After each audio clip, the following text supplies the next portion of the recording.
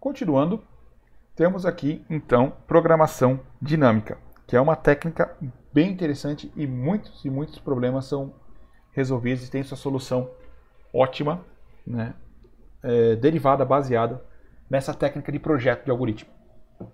Então, ela é muito utilizada a problemas de otimização, assim como o método, né, de algoritmos gulosos que vamos ver em seguida. Então, quando temos um problema que pode ser resolvido por programação dinâmica, ele normalmente é um problema de otimização, e problemas de otimização, muitos têm a característica de ter várias soluções possíveis, várias soluções ótimas possíveis. Né?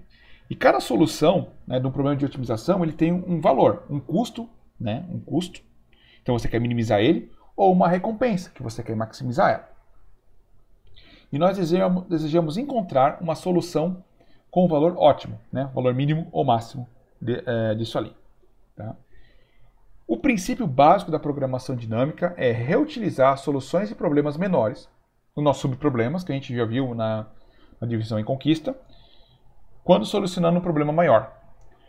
Reutilizar a solução, né, na conta. Simplesmente pega e utiliza ela novamente. Você guarda as soluções porque esses subproblemas, o mesmo subproblema, aparece não uma, mas várias vezes nas chamadas recursivas. Então, nós vamos começar apresentando o problema de Fibonacci e depois a solução dele. Por que a gente escolhe Fibonacci? Porque não tem problema mais simples que dê para resolver com programação dinâmica. Dá para resolver sem programação dinâmica da maneira ótima e bem eficiente, mas vamos utilizar ele para resolver com programação dinâmica. O que é o número de Fibonacci, caso alguém não conheça ele? Né? O enésimo número de Fibonacci nada mais é que a soma dos dois números de Fibonacci anteriores. Ou seja, o f de n é igual a f de n menos 1 mais f de n menos 2. Por exemplo, vamos supor que o zerésimo número de Fibonacci é 0 e que o número de Fibonacci na posição 1 é 1. O número de Fibonacci na posição 2 é 0 mais 1. O número de Fibonacci na posição 3 é 1 mais 1, que dá 2. O próximo é 1 mais 2, que dá 3. O próximo é 2 mais 3, que dá 5. 5 mais 3, que dá 8. 8 mais 5, que dá 13. E assim sucessivamente. É uma série de números aqui, calculado por essa fórmula apresentada ali.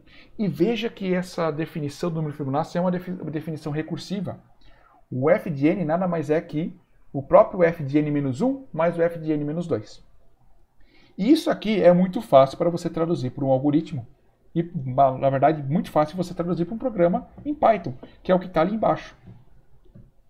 Eu testo os meus dois, nesse caso tem dois casos de parada. Né? Quando o n é 0, dá 0. Quando o n é 1, dá 1. São os dois números iniciais. Eu começo sempre com dois números. Posso começar com 1 e 1, posso começar com 0 e 1, poderia começar com algum outro par. Qualquer também.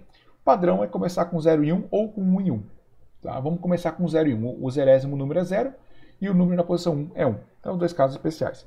É importante fazer isso porque observe a definição recursiva que ele chama, se eu passo o número, por exemplo, 2, ele vai chamar Fibonacci de 2 menos 1 e de 2 menos 2, ou seja, Fibonacci de 1 e Fibonacci de 0. Se eu tivesse só critério de parada, um deles nunca ia bater, nunca ia dar igual. E aí ele ficaria chamando infinitivamente, de maneira infinita. Não iria, obviamente, fazer isso porque o programa, né, eventualmente, ele morre. O Python, por exemplo, ele tem um limite de chamadas recursivas que você pode ter. O padrão é 1000 chamadas recursivas, né? E depois ele para. Se eu rodar esse programa, só para continuar, na verdade deveria ter colocado else if ali na 4, né? Ou na verdade nem ter o else na linha 6 ali. Poderia ter melhorado ele um pouquinho, né? Porque o return, na verdade, se fez o return, ele para o programa ali. Não precisaria desse else da linha 6 e poderia indentar a linha 7 para a esquerda. Mas funciona da mesma forma. Mas a linha 7 é que faz realmente a grande jogada. Ele diz assim, olha, o Fibonacci do número n que eu estou tentando calcular, né, que você chamou ali na linha 1, vai chamar essa função Fibonacci de n, qual que é o Fibonacci de n? Na linha 7 ele faz, olha, pega o Fibonacci de n menos 1 e soma com o Fibonacci de n menos 2. Provavelmente quando chegar a 0 ou 1 vai bater no critério de parada e vai retornar antes ali. Se não, ele vai fazer a linha 7, né, que faz a chamada recursiva. Aí vamos ver alguns exemplos. Eu usei ele várias vezes na minha máquina e executei ele. Então eu chamei Fibonacci de 8, ele retornou 21, faz sentido, né? Porque a nossa série ali começa em 0, na posição 0, né? 0, 1, 2, 3, 4, 5, 6, 7. Então o próximo que falta ali é o oitavo, que é o 21, que nada mais é que 13 mais 8. 13 mais 8, 21. Respondendo no tempo certo, e demorou 24 milissegundos para executar na minha máquina. Eu usei o time do Linux aqui para medir o tempo de execução. Né? Você chama time, espaço e o nome do programa. No caso, Python, espaço, o nome do script. Né? Aí eu executei com Fibonacci de 10. Coloquei Fibonacci, chamei Fibonacci de 10, pedi para imprimir na tela. Demorou 25 milissegundos, né? 1 milissegundo a mais, e retornou o resultado certo. Chamei com Fibonacci de 20, demorou 30 milissegundos, 5 milissegundos a mais. Tá? O Python tem ali um tempinho ali de boot, né, do interpretador, interpretar o código e tudo mais. Dá para ter uma ideia que na minha máquina está tomando 20 e pouquinho milissegundos para fazer isso. Né? Aí eu chamo Fibonacci de 30. Tomou 309 milissegundos. Eu nem dobrei, né? Eu nem dobrei o de 20 para 30, não é nem o dobro do tamanho da entrada, é 50% a mais, mas ele já demorou 10 vezes mais. Aí agora eu aumento minha entrada mais 25%, um quarto a mais, né? Só 10 a mais, mas aí ele demorou 38 segundos e 500 e poucos milissegundos. Isso aí é mais de 100 vezes mais demorado. E eu não aumentei a entrada, eu aumentei 1.25 vezes. E ele demorou 100 vezes a mais.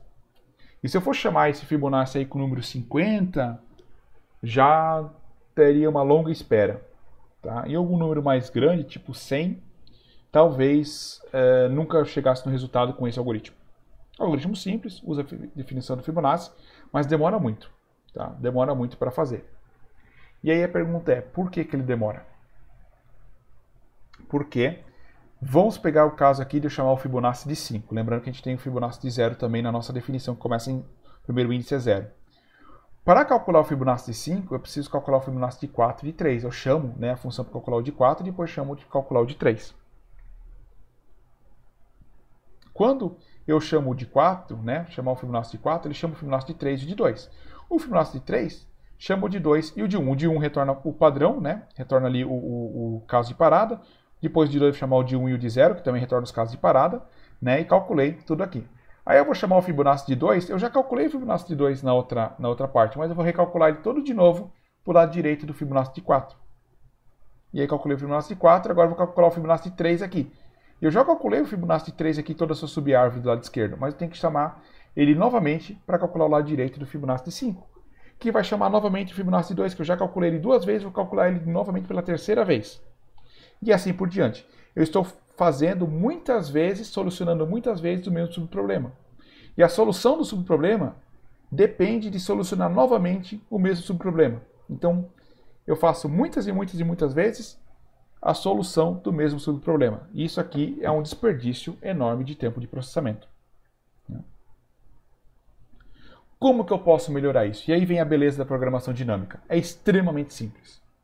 Eu mantenho uma tabela com soluções já calculadas. Daí eu consulto essa tabela. Se já tem nessa tabela, retorno ela e não calculo novamente. E o que é essa tabela de soluções já calculadas? É um dicionário no Python. Tá aqui, eu fiz um dicionário na linha 1 a 4. Aí, observe que eu tomei o cuidado de colocar dois elementos já iniciais, que são os dois casos de bases ali, né? Quando o n for 0, dá 0. Quando o n for 1, dá 1. Aí eu faço o seguinte, o meu critério de parada agora é o seguinte, se eu já tenho esse valor calculado, retorna ele que está nessa minha tabela de memória aqui, no meu mem, no meu dicionário mem. Já está calculado, retorna ele. Ele faz isso aqui, né, em ONA 1, porque dicionário implementado em hash table no Python, são bem eficientes, né, então é um custo amortizado aí ONA 1 para fazer isso, tá? Não é toda a estrutura que é fácil assim. Se isso aqui, eu poderia também fazer um vetor, tá? De soluções, uma lista. Tá? Vetor de C, uma lista, né, de Python. Aí é garantidamente ONA 1. Tá? É garantidamente ONA 1 que ele vai retornar. Tá? Na verdade, as posições pequenas, valores pequenos aqui, tá? O Python ele otimiza, ele usa realmente um vetor. Só para os valores grandes ou strings que realmente ele faz hash table, que é próximo. Tá? Detalhes de implementação da linguagem. Ele é otimizado para funcionar bem com valores de chaves pequenos. Mas aqui, né, o nosso algoritmo, pensando nele, né, para a maioria das vezes agora, ele não vai mais chamar recursivo. Né? Ele retorna o valor se ele já calculou uma vez. Se ele não tem, agora tem o else aqui, se ele não tem esse valor pré-calculado, então ele pré-calcula ele e coloca e salva ele. E aí retorna o valor pré-calculado. Agora, observe minha chamada do 40, que antes ela tinha tomado 38 segundos e meio.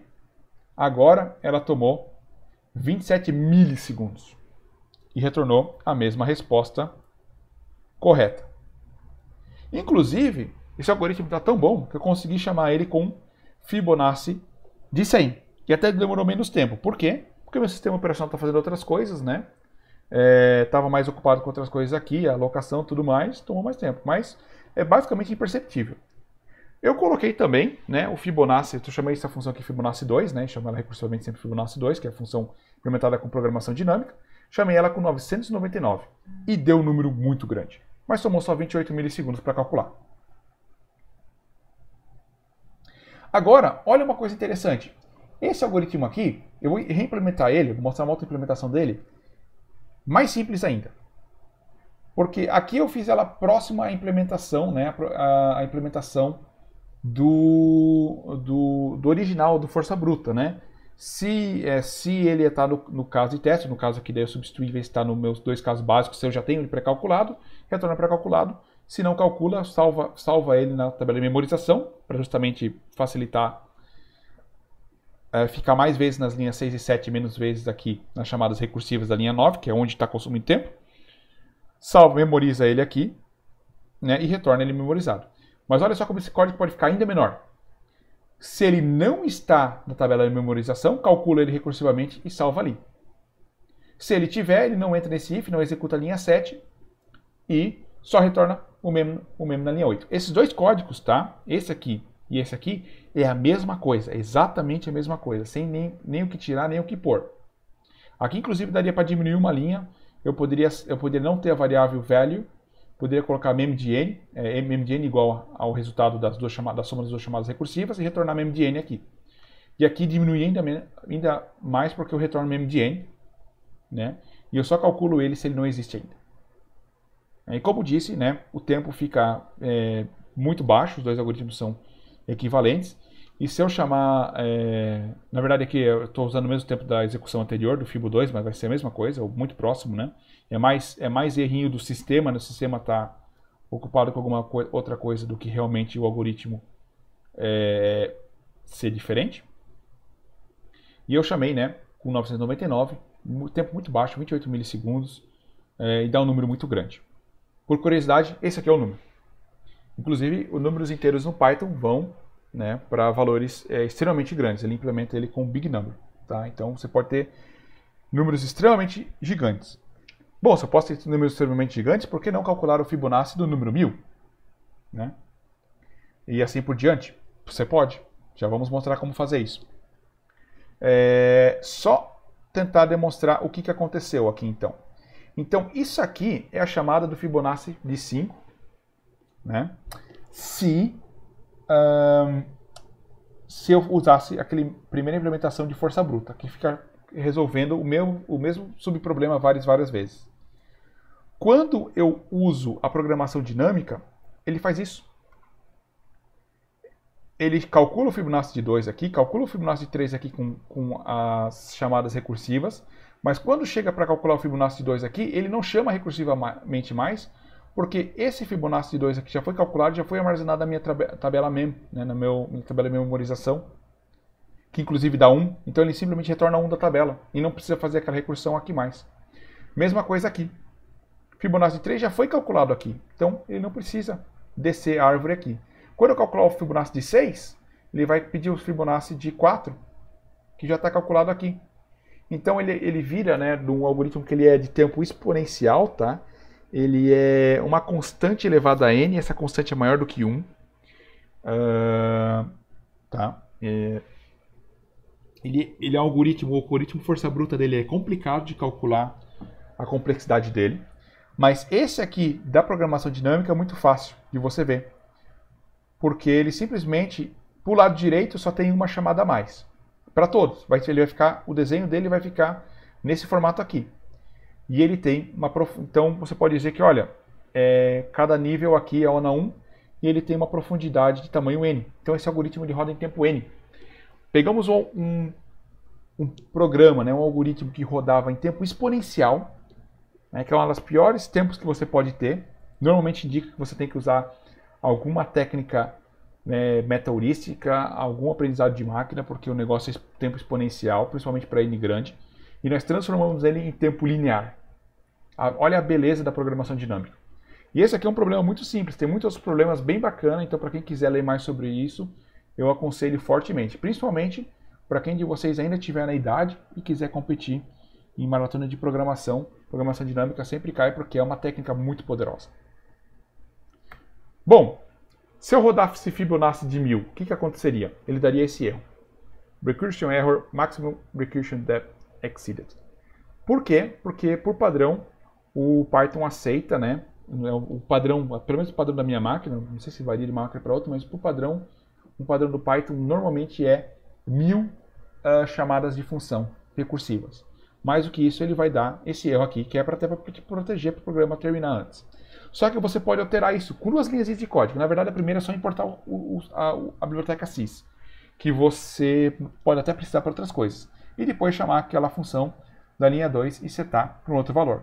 Por exemplo, se eu chamar para 1500, que lembra que eu estou começando com 0, né? Eu consigo chamar o Fibonacci de 1499 e o resultado está aí na tela. Podem brincar com isso aí, colocar outros valores e tentar calcular números de Fibonacci maiores, né? Qual que é o elemento, né, o número de Fibonacci na posição 1500.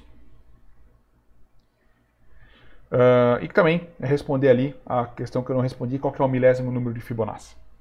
Também questões interessantes. Tá? Bom, vamos partir então para algoritmos gulosos.